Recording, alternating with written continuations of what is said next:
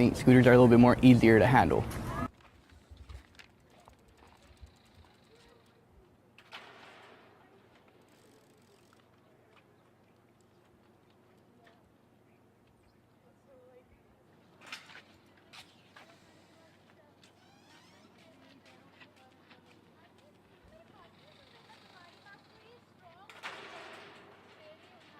Whenever you have to walk across campus and you have like a 10-minute period, it makes it a little bit difficult because you're like rushing there. So whenever you get into class, you're like gassed out or like sweating, and then the scooter helps out because you just kick a little bit, a couple of times, and you're like golden.